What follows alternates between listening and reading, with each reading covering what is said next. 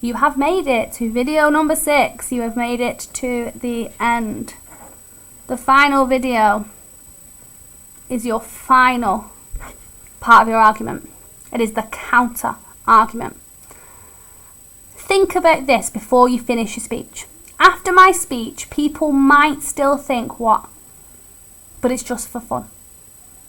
But I don't have that problem. This doesn't involve me. But I'm an adult, so I can have social media, etc., etc., etc. Think of it like table tennis. They might say this, so we need to counter it. Imagine the question was about disability. I don't have a disability, it's not my problem. People are naturally quite selfish, yeah, everyone's selfish sometimes. Our audience is probably going to be quite selfish and not think it involves them or is actually their responsibility. So we, as a good writer, need to make them realise actually they have a social responsibility to think about this issue. So anyone could end up with a disability. Lots of people have disabilities. Where's your compassion for all of these people that exist in the world with disabilities?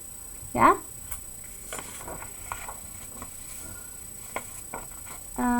They might say it's too expensive.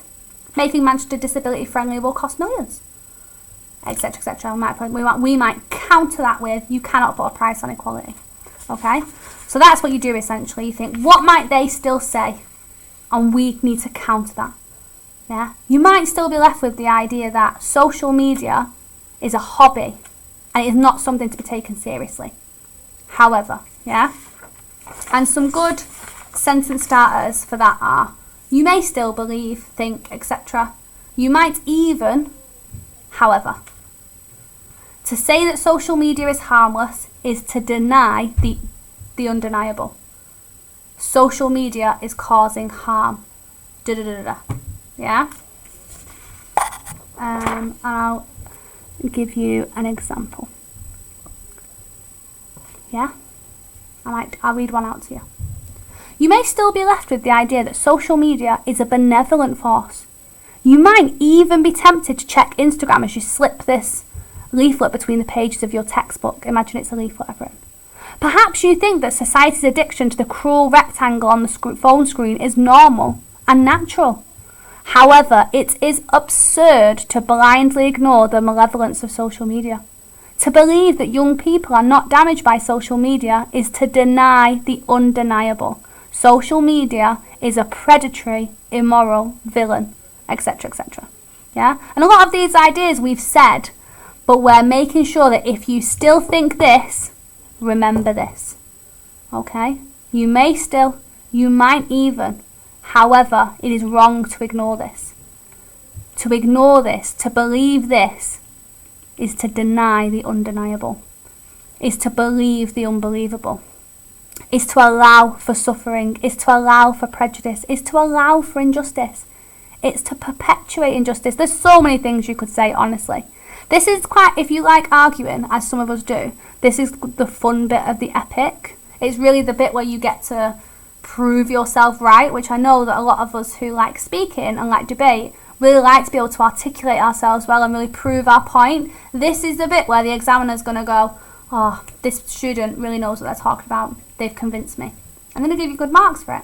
But also in life, being able to articulate yourself well is a really important skill, which is why this is part of your English GCSE.